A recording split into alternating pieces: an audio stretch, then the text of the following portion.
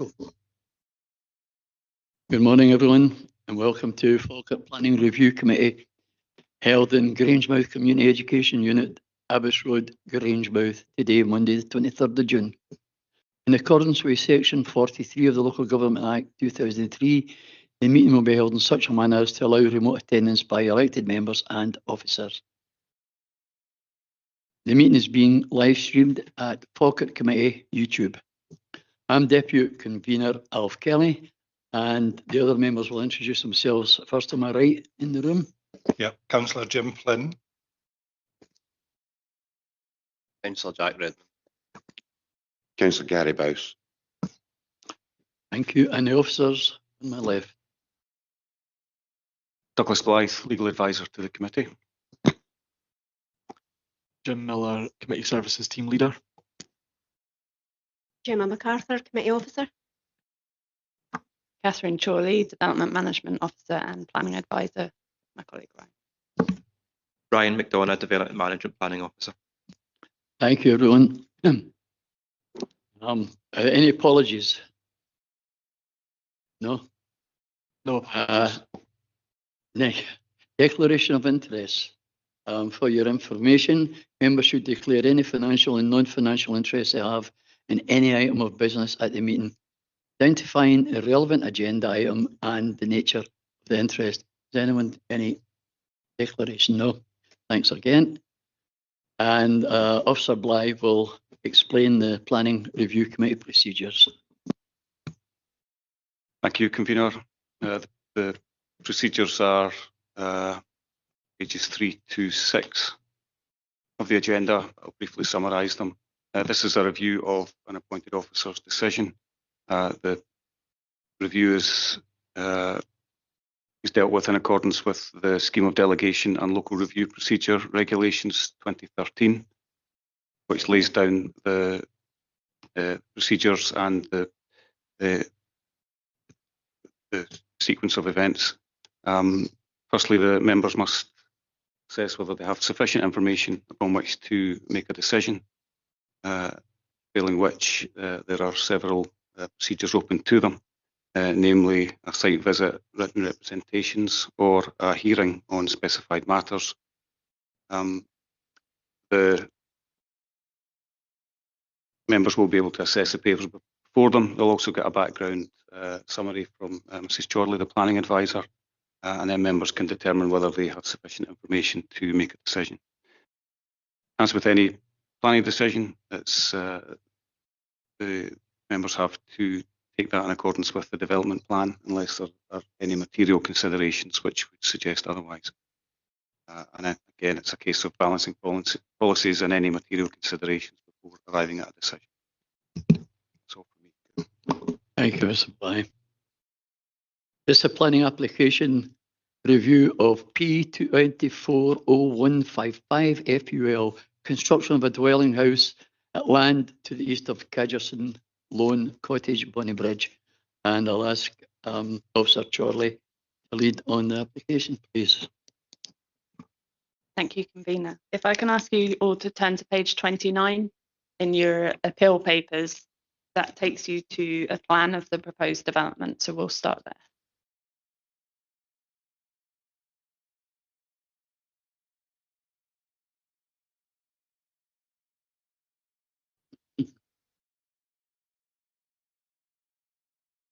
You can see from this plan that it's an application for a single-storey dwelling house. It measures 6 metres in height to the ridge. It's a 4-bedroom proposal with a garage, which is attached to the rear of the property. Its proposal measures 19 metres by 15 metres, although 22 metres if you include the width of the garage onto that.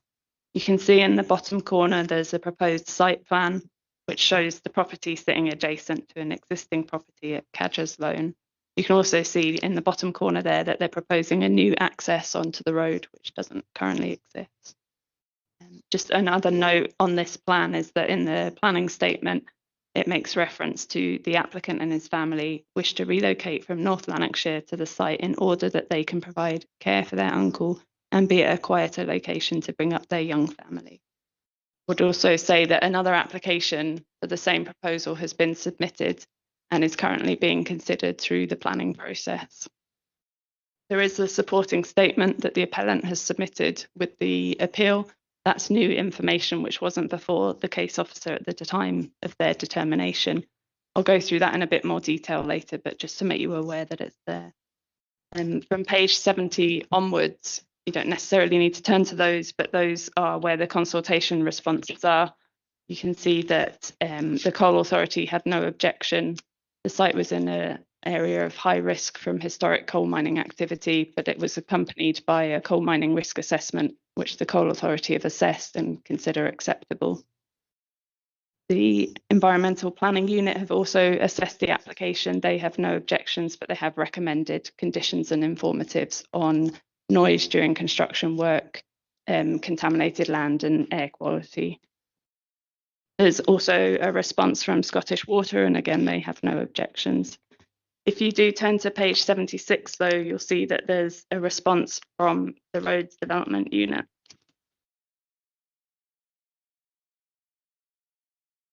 They have made comments on the number of parking spaces, the visibility display requirement, and have commented that generally these elements are acceptable. They have, however, raised concerns about the impact on public safety, and they have said vehicular traffic generated by the proposal is unlikely to significantly affect the capacity of the public road network. However, the development may result in pedestrian traffic being generated, which we would not support, having regard to the absence of street lighting and footway provisions along with being narrow in nature. The road has no viable area of refuge for pedestrians attempting to get out of the way of vehicles. So in summary, they've said that the response could be used to support a recommendation to refusal. If refusal isn't proposed, they've also recommended conditions which are included in that document. Thank you, Catherine. Got a little bit more, sorry. Oh, sorry, I thought you were finished there. You paused. You breathed in. Yeah, no, I'm sorry, my mistake. There are two representations that were submitted with the application. They were both in support for it, and they're located in Stirling and Camelon. And I'd be happy to turn back to the supporting statement, which we could go through in more detail. There is a section of that that we'll want to discuss in private. So if I can go back to page 14, we'll have a quick look at that.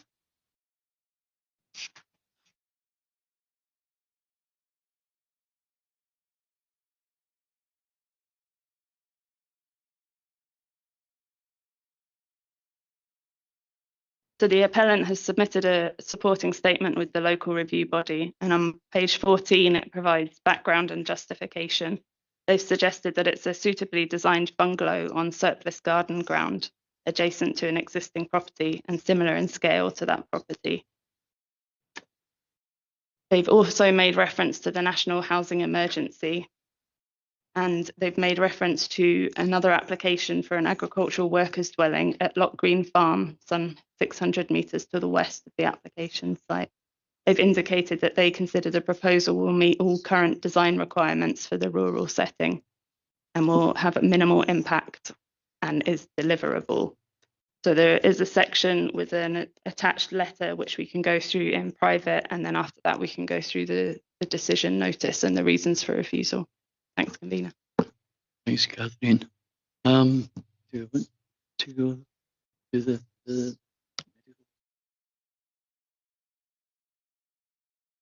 just got your question?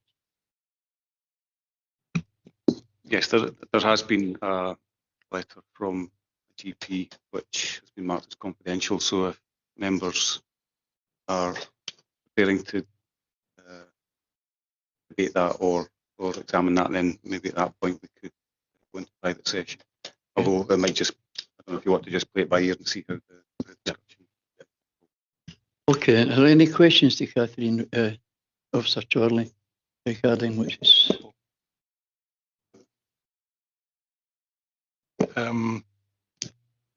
Good. Well, two things. The housing emergency at previous planning meetings, it's been clarified that the housing emergency relates purely to affordable housing. I would like that confirmed, please, and not housing in general, even though there might be a housing shortfall in any local authority, but it refers to affordable housing. Is that correct? It refers to affordable housing. So the housing emergency relates to those in the most acute housing Yeah. need. So homeless, affordable. Yeah. Thank you. Thank you, Councillor. Councillor Bowes, were you? Yeah, Catherine, you introduced that there's another application on at the moment, and I don't know if you probably tell me you can't answer this, but I'll give it a try anyway. Is there a significant difference in the new application compared to this appeal? And if so, can we know what it is? Thanks, convener. My understanding is the only difference is the supporting information and the letter from the GP, which you also now have before you, but wasn't before the case officer at the time of the decision. In that case, then I would probably like to do that private session and hear that information and probably hear it now. As personal preference. What size is the existing cottage there?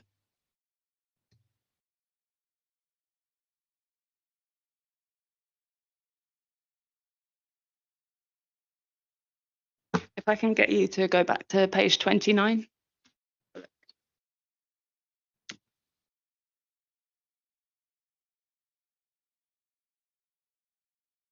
At the bottom of that document, there's a proposed site plan, and that shows the existing Cadgers Loan in a sort of black infill, and then the proposed new development adjacent to it. So you can compare the sizes there. They're fairly similar in size. They're similar in size. Fairly similar. 4 bedroom. I don't know how many bedrooms, but in terms of floor area and site coverage, they're fairly similar. I'll leave the other question to her. Any other questions? Not at present, so we'll keep going. Sorry, Jack.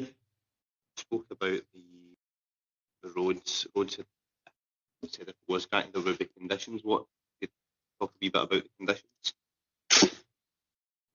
The conditions are on page 76.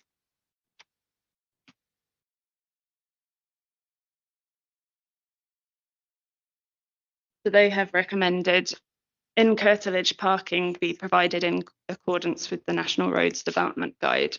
And then on the next page, they've recommended conditions regarding the surfacing of the access way, the gradient of the access way, the visibility splays, and the requirement for gates to be set back from the road and inward opening.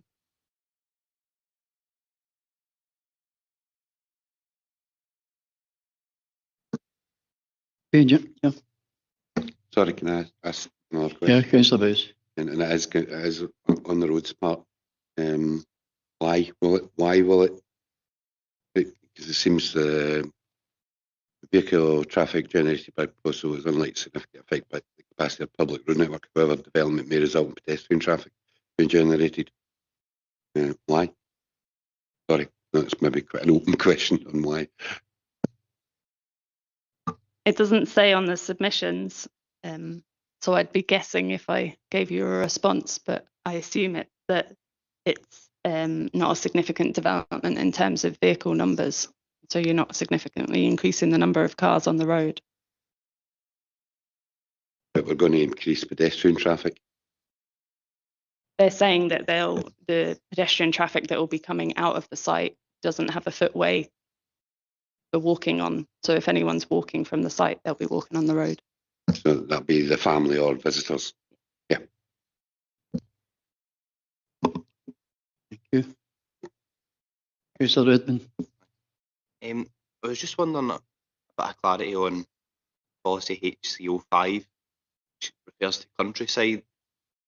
But I suppose some people could interpret this plot. It's not purely countryside, but it's part of an existing garden already for the house that's being built already.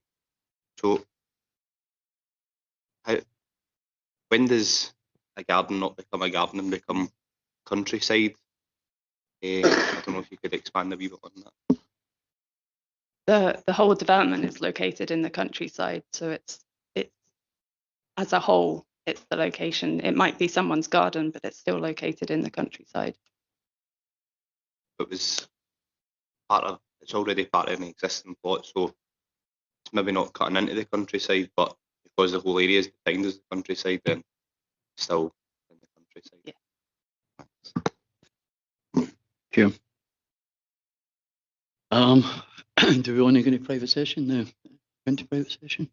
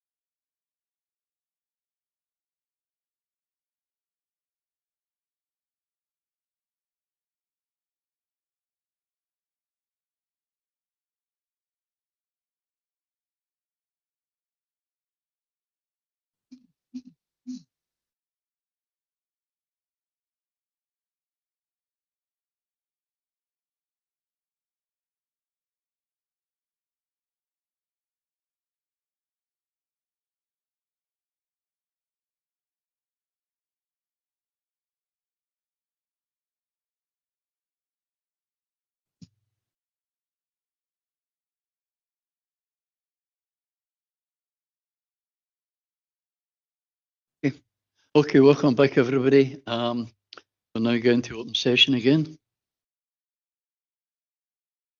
So any questions outside medical matters?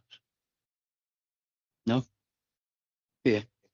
Yeah, Councillor Red. Just on the pedestrian traffic again, do you say how much pedestrian traffic would be expected from a single dwelling house of this nature? There's nothing in the submissions that cover that, but I think it's a 4-bedroom property. You can potentially make a guess at how much that would be. But I think as we come on to the reasons for refusal, we can talk through that in more detail, because we're looking at if it's not safe to be a pedestrian in that area, then is there then an increased reliance on vehicles to get you from places? And does that then have an impact on whether it's an appropriate development in sustainability terms and climate change and all those issues? So we can go through that more when we go through the reasons for refusal. Thank you, Richard. Happy? Yeah.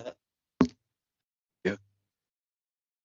Any other comments, questions? No? Do we want to go into debate now on that? Personally, I see it's not an allocated site under, sorry. Wonder whether you want planning advisor to go through the refusal reasons Right. before Yep. going into debate? Jump the gun. Thanks, Convener. Thanks, Catherine. If I can get you to page 68, please, and that's the decision notice that was issued with the application. So you can see there's 3 reasons for refusal, and I'll just go through each one and we can look at the policy together to see what it's saying. So the first reason for refusal is that the application is contrary to policy PE14 countryside and HCO5 housing in the countryside of the Falkirk Local Development Plan 2 and policy 16 quality homes and 17 rural homes of the National Planning Framework 4, as the proposed development is located on land not allocated for housing in this development plan and does not satisfy any of the circumstances where new housing development in the countryside is supported. The application therefore represents unjustified development in the countryside outwith the urban and village limits, which would have an adverse impact on the character and pattern of development in the rural area. So that reason for refusal makes reference to 4 policies. And I'll just start with the National Planning Framework policies. And again, it's going to be sort of jumping between pages, but we'll start with page 93, which deals with policy 16 and quality homes. And this policy really sets out where the development plan considers it's appropriate to build new housing. So on policy 16 on page 93 at part 8, development proposals for new homes on land allocated for housing in local development plans will be supported. So this site isn't allocated, so it wouldn't comply with the first policy. But then you need to have a look at other policies.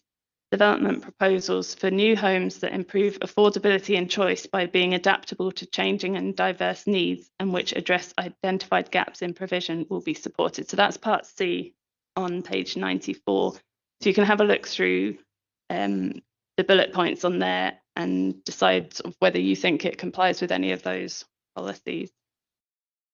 And then if I just move on to part F, development proposals for new homes on land not allocated for housing in the local development plan will only be supported in limited circumstances, and those circumstances are set out below.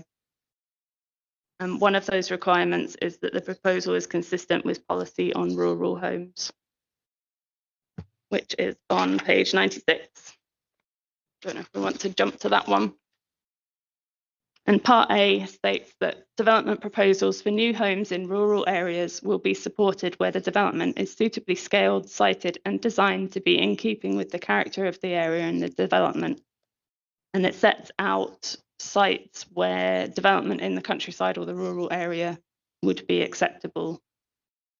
And there's 8 of those different locations. You can have a read through those and take a view.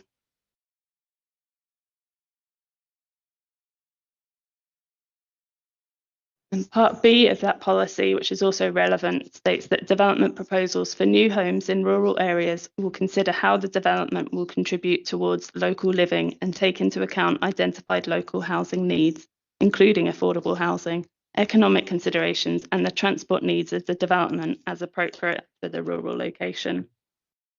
Part C relates to remote rural areas, which this isn't, and Part D relates to resource settlement of previously inhabited areas, which this is not. And the other two policies that are in that reason for refusal are on page 101 and 102.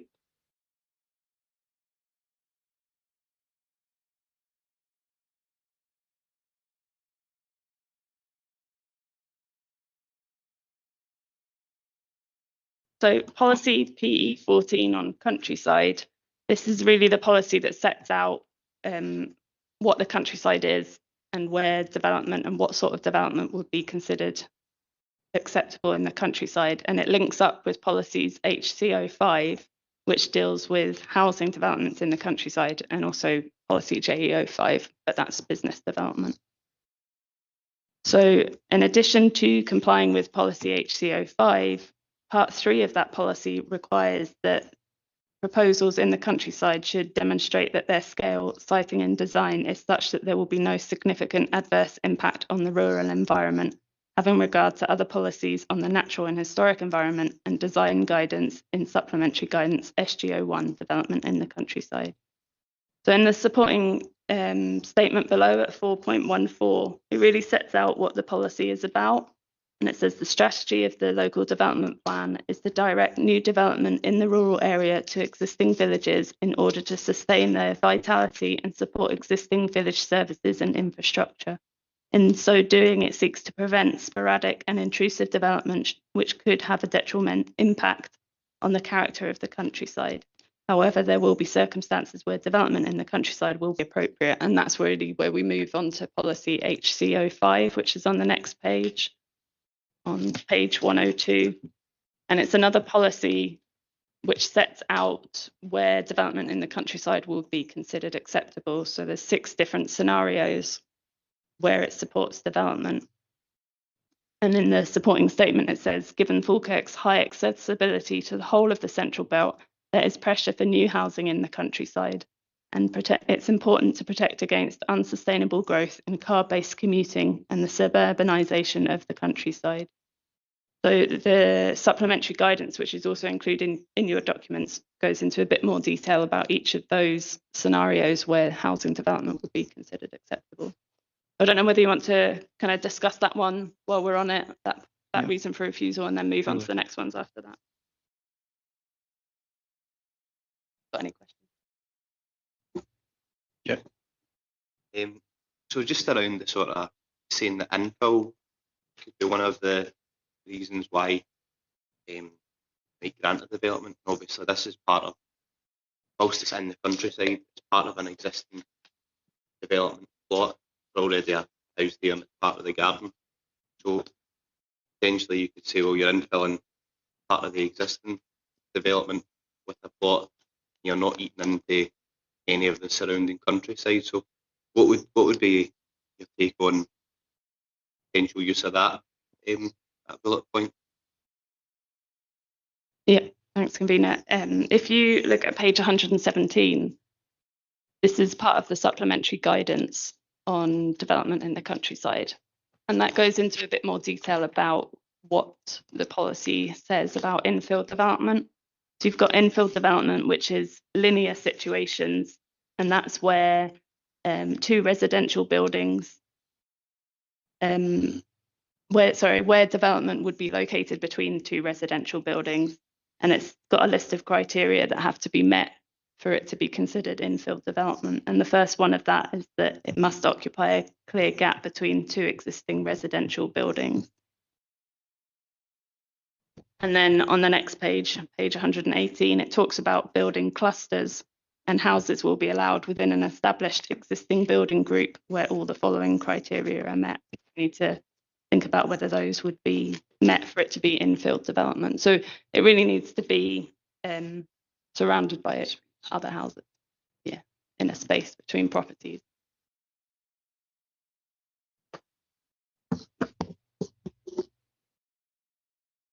Yeah, so looking at these, and it's quite interesting, and keeping a hold of this bit of the paperwork because it's a question that comes up quite regularly. So we see in the drawing earlier, sorry, I can't catch back on all the page numbers, that you've got the house to top left, which is existing. It's the right, which is obviously roads. Is there other housing on across the road, or is it's not really showing that on the plan that we've got, or is it all countryside round about it? It's all countryside round about it. Ryan can show a Google image of the site if that would be helpful, and you Yeah, can would get a be. feeling for what's Good. around it. Give me time to switch glasses.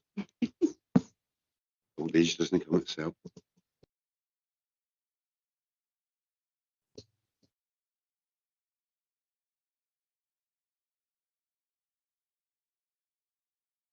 It's not obviously the best image, but you can see there's the existing property that's there, and the proposed site of the application we're considering is within here. But then surrounding the area, it's just generally open countryside.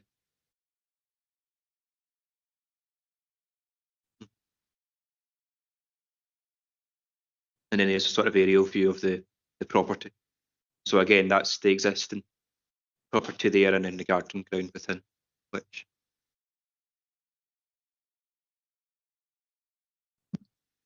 Was sorry, the real was it 42 metres or something like that? It's got to be an infill site, isn't it? If I remember rightly. And I know there is a number. And I'm looking at the building on the right hand side. Yeah, which looks as if it's farther away than that anyway. But Yeah.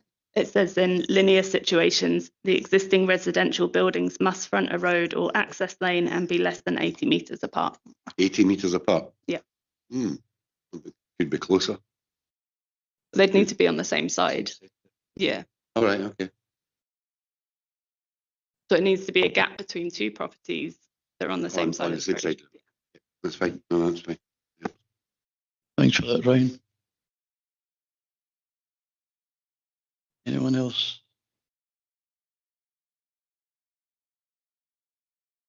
No. Okay, thank you.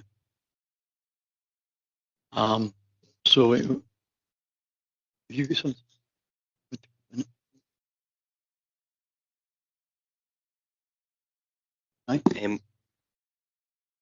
Could you potentially another policy I was looking at, HCO6 or E14, was talking about a rounding off of sites. Could that come under this at all?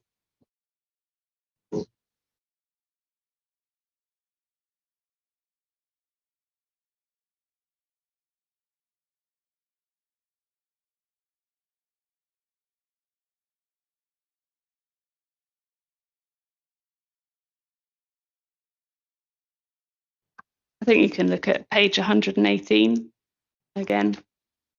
Sorry to keep jumping between pages. Yeah.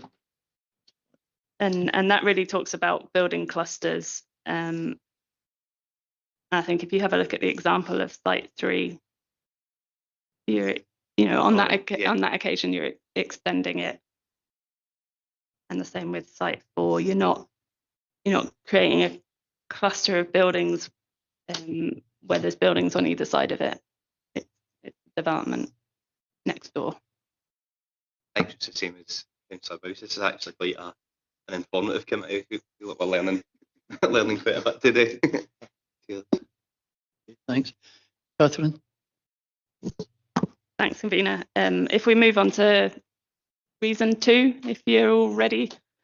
And again, there's a few sort of policies and page numbers to jump through. So we'll just start with the reason for refusal. The application is contrary to policies PE01 placemaking. Oh, sorry, this is on page 68. Sorry. 68.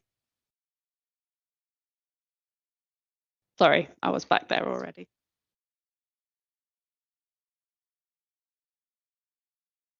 Okay, Catherine. Thanks. Ready? Right.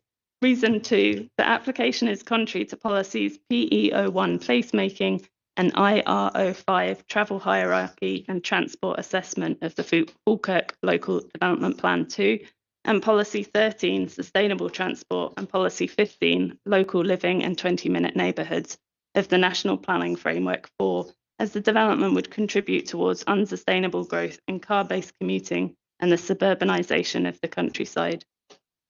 So if we look at page 100, that deals with policy PE1.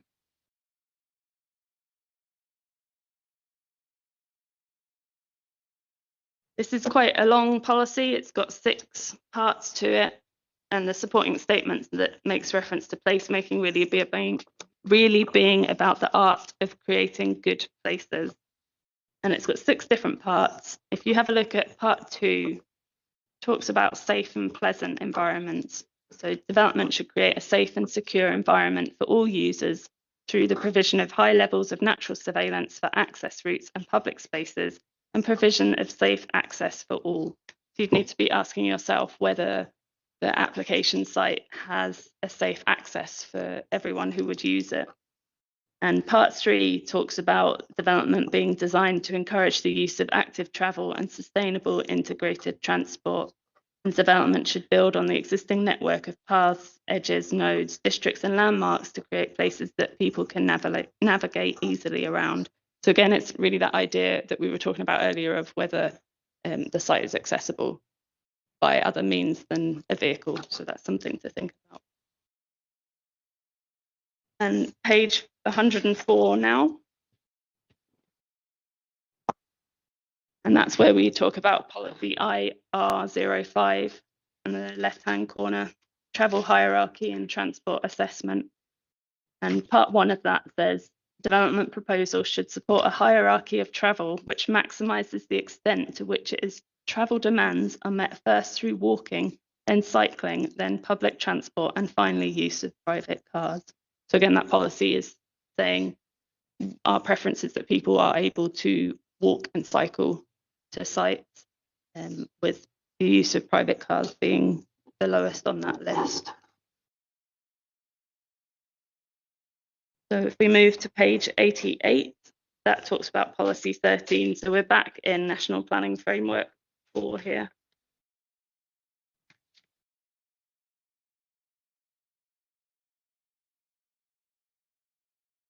So this policy is about looking to reduce car dominance and talking about the accessibility proposals by sustainable modes and the accessibility for users of all abilities. I think most relevant here is probably part B, where it states that development proposals will be supported where it can be demonstrated that the transport requirements generated have been considered in line with the sustainable travel and investment hierarchies, and where appropriate, they provide direct, easy, segregated and safe links to local facilities via walking, wheeling and cycling networks, and will be accessible by public transport, ideally supporting the use of existing services. It goes on to talk about other requirements, but I think those are probably the most relevant to this proposal. And lastly, page 92 for that policy, which talks about local living and 20-minute neighbourhoods. So this is really about sites being accessible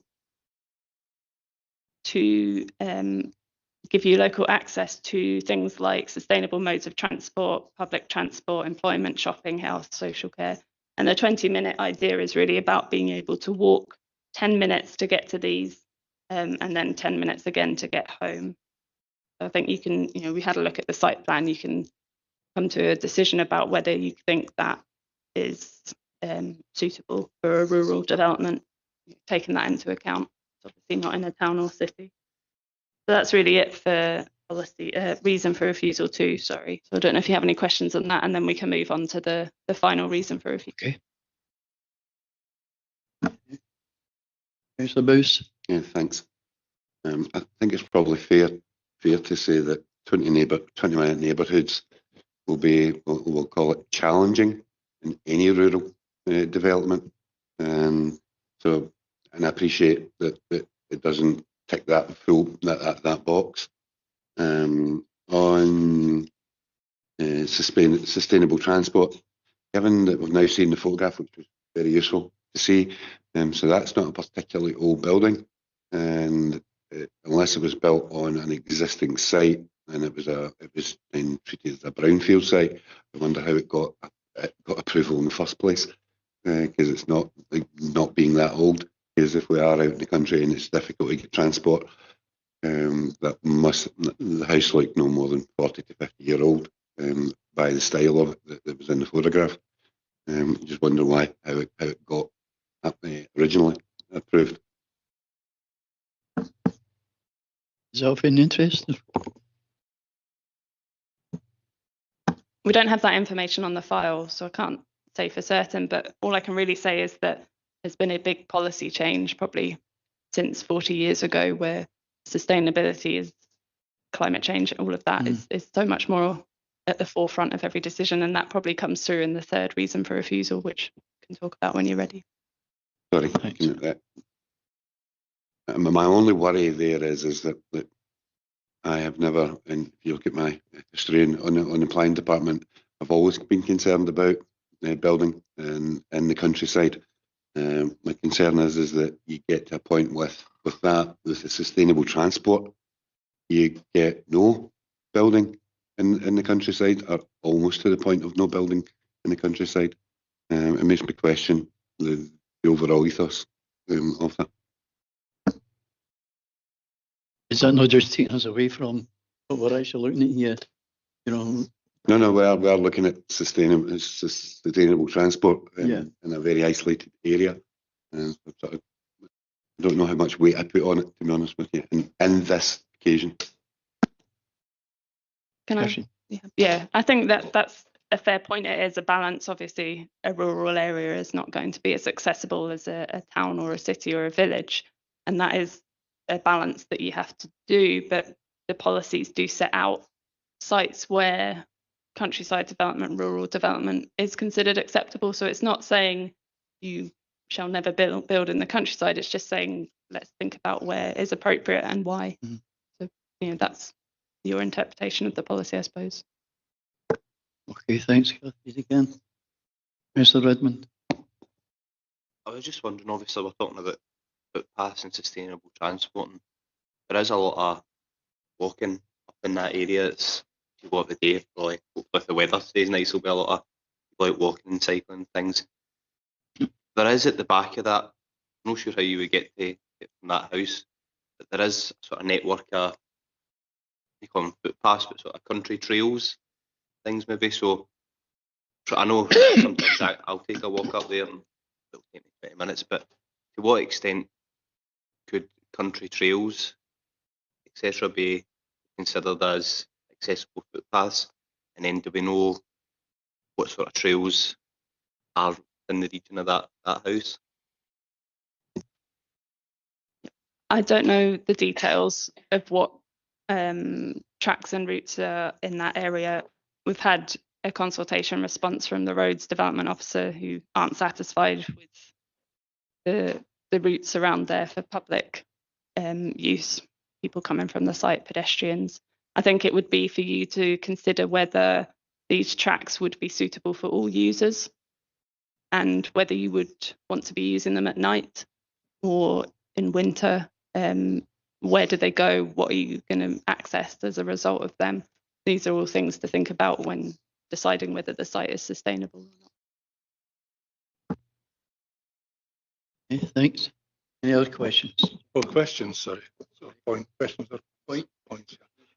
Just really, I've listened to all the different discussions about policy and where it fits and doesn't fit, and I don't necessarily disagree with what's been said, but having thought it through, I think, without referring to the detail, I think the medical issue for me perhaps tips the balance, and the reason being is that gentleman clearly has some serious medical issues, the relative, and that having some family member close would be a distinct benefit. And I just feel that perhaps would tip the balance in favour, in my opinion, of approving planning application. But that's my thoughts. Very new. Thanks, convener. We've got one more reason for refusal to go through, but I mean, that's absolutely the discussion to be having. Do you think it complies with policy? If you do, then you might take a different view from the case officer. If you don't think it complies with policy, then you think about whether there's something else. But if we just go through the last policy reason for refusal. So the final one is the application is contrary to policy 1, tackling the climate and nature crisis, and policy 2, climate mitigation and adaptation of the national planning framework 4, as the development of unjustified housing in the countryside is fundamentally incompatible with the overarching aims of these policies. So these policies are set out on page 84 and 85.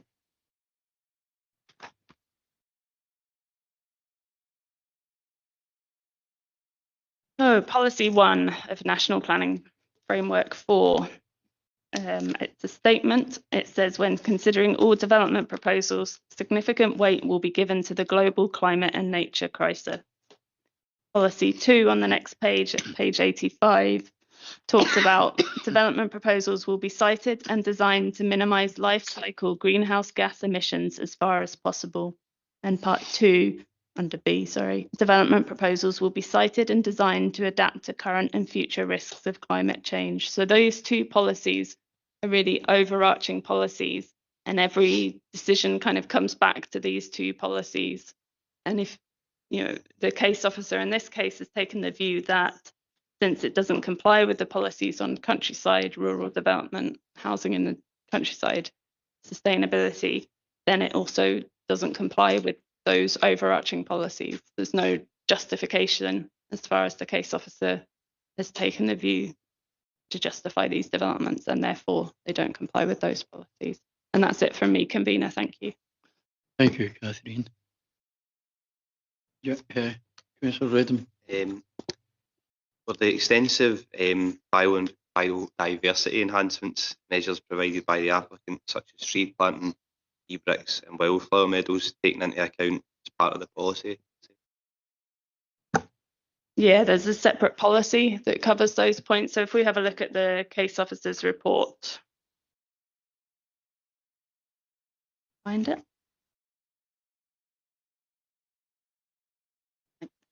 Page 61, Ryan says. 61. Yeah. So that's where the case officer report starts. And at policy 3, which is on page 63, that's the, sorry, I'll let you get there.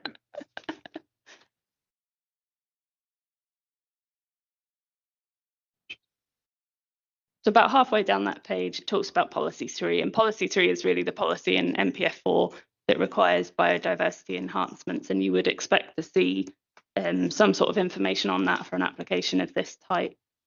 And it sets out that there is biodiversity enhancement measures submitted with the application and that they can be secured by a condition. So those enhancements have been taken into account, but they're covered by policy 3 rather than other policies. So would that not, I think your original thing, you a nature crisis, would that not, could that be seen as in a balance to help combat the nature crisis if we're putting mitigation measures for the biodiversity? That could potentially be something to level up with that.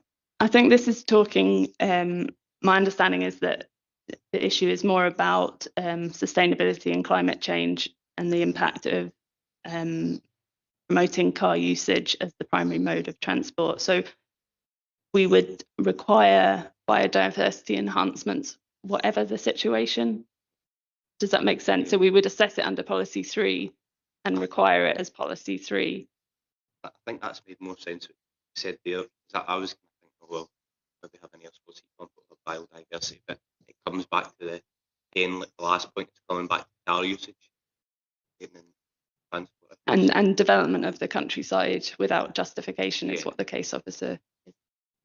Right, I've understood that better now. Thanks. Okay, any other questions? Councillor Bowes. It is. I can see why it's came to appeal. It's quite tricky, and there's a few questions that have to be answered. And I get the car transporting, but given the medical letter that we've seen and the amount of attention, it would probably be required in that somebody was driving to and from a further distance away every day, as opposed to walking across the garden. You would then be using, well, depending on what type of vehicle you've got, you may have an electric vehicle, you may have a 4.5 litre gas guzzler. So would you actually be reducing if it's something, if there's going to be a lot of attention to current property? That's the way to put it. Sorry, it's just a thought that's going through my head. But I get what you're saying, but I can see two sides on that as well. Thank you, Councillor Bowes. Anything to say on that, Catherine? No, be happy. Right, thank you. Right, on the case we're talking about, I personally agree with the officer on the points he's made, and I think the only thing that we've got to look at, as far as I'm concerned, again, is the medical reasons. The problem with the medical reasons is we don't have all the information. We don't know who lives in that house. We don't know if there's already people living there, and whether he really needs to have another house built for him. You got any opinions on that? Councillor Bowes. I'm trying not to speak, obviously, too much on a certain letter. I maybe picked that up differently from you. I thought there was a reasonable amount of information in the medical letter. And I'm not saying that I'm going to prove it, because it's one I want to think about a little bit before, because I think if it had only been, when we started off, that it was just to do with the additional pedestrian traffic, I would probably be saying to approve this, but I just need a little bit of time to think about the other items, because, and it's been good, Catherine, going through them all. I just need to think how they affect where I will go with it, and the medical letter is important, but it's got to balance. It's got to balance against all the reasons.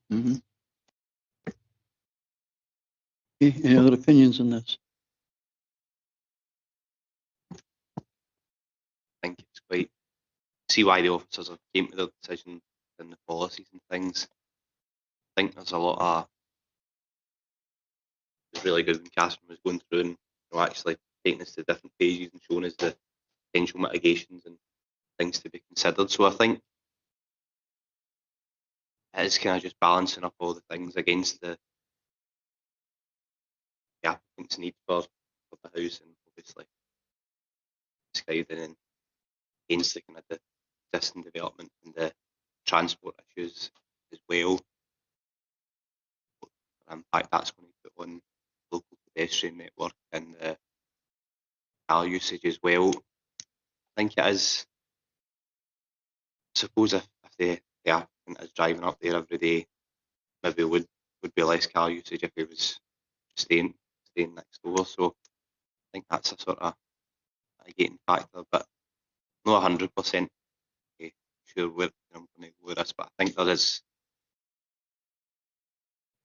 a lot of kind of gating factors and a lot of things where the policies have been enforced as they should have done, but there's, you balance things up potentially. I don't know if I'm maybe being a wee bit harsh on the applicant by knocking it back. So I'll listen to what everyone else has got to say and before I come to my final decision.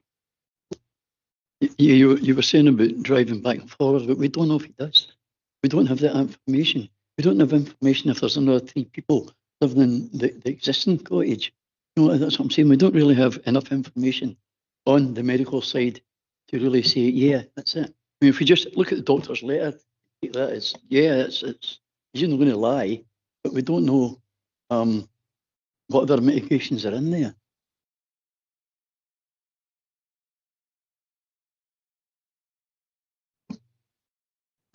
Councillor.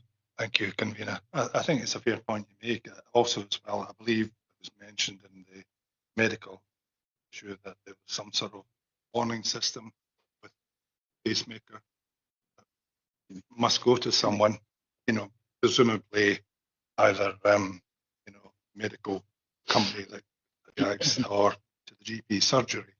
So we really should have some information on that to expand upon it, to know what service and support is there for the gentleman that's in the house that currently is there. I think that would make a difference knowing a bit more about it, because there's some factors, as you mentioned, that are missing. And it's fine to say somebody drives there every day from here. We don't know. I mean, it's hypothetical. It's just hearsay at the moment. So a bit more information would be useful.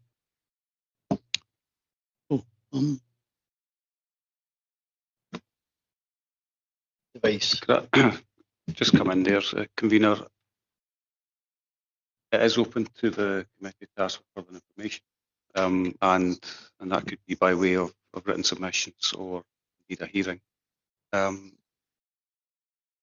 It strikes me that the main area that is possibly minded to look for extra information is on the medical issues that were cited, the new statement and the additional information that's been submitted. So I mean, it is open to committee to invoke further procedure and ask perhaps for written submissions on circumstances of the applicant and the owner of the donor property, and current arrangements in respect of medical attention. You know, it could be framed to try and draw that information out. If that was what committee wanted to go ahead with, then it's likely that that session, due course, would have to be held in private to discuss those issues. But again, it's a matter for the committee whether ultimately you have to determine whether you've got sufficient information for you, or whether you have to invoke procedure to get that extra information. Leave that. Thanks for that advice, Officer Bly. Jens, Sorry, could I just make one other point? It would be useful, unless I've missed it, to get some input from the gentleman, GP, because there's no comment here from him at all, is there? I mean, you may not want relative building a house on his garden. You know, we don't know. We shouldn't make assumptions, but it'd be nice to get some comment from the GP, retired GP himself. That would be useful. Thanks. Thanks, convener. thank you. So I'm happy to wait for more information. Anybody else has anything to the? I'm happy to accept you. Right. Okay. You have to wait to what you need to know. I'm not going to be able to sum up exactly what the committee is asking for off the cuff, convener, but I'm taking it you're looking for more information about the circumstances of Medical problem. the owner of the Gadget's Loan cottage, relationship with the applicant, the impact of in medical terms and in terms of having that on site, adjacent assistance, and the comment from the GP about their situation and their opinion on the applicant and the nature of his medical difficulties that the applicant advises going to be alleviated by this application. We will try and flesh that out to give a bit more context, and we would invite that information from the applicant, and that would be by way of written submission. Can I ask that level of care? Sorry, Ms. Wick. Can I ask that level of care is added to that? Because I think that's probably relatively important. Absolutely.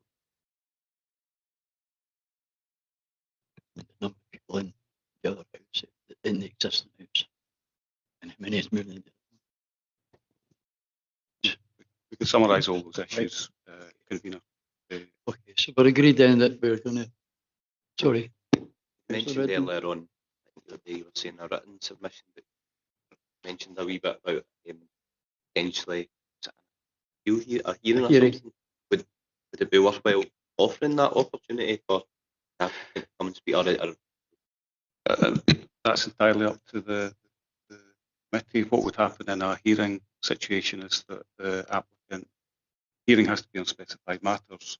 So the hearing statement would specify the issues that the applicant on. They would have a chance to submit a hearing statement in advance, which would summarise what they intend to present. And that would be an option for the committee. You could have a hearing. There would be a hearing statement submitted. You could then question the applicant. would it be worthwhile offering the applicant? I mean, they might not want that, but they'll offer that. I don't think it's really a case of making an offer. It's for the It's committee to make the decision. Well, we want it right now. When the hearing is likely to cover all bases. You go down the route of written submissions, and you wouldn't be able to hear from the applicant because you wouldn't have followed that process. So maybe the hearing would be the more appropriate method. We could specify that if the applicant was not inclined to appear at the hearing, that they might be able to just rest on their hearing statement. So that would maybe cover all bases. Okay, happy with that. I'm happy with that. Mr. Bowes? Yep, that's agreed then. Go for the information and we offer a hearing to the applicant. Okay then, so that's the meeting closed. Thanks very much for your time, guys and girls.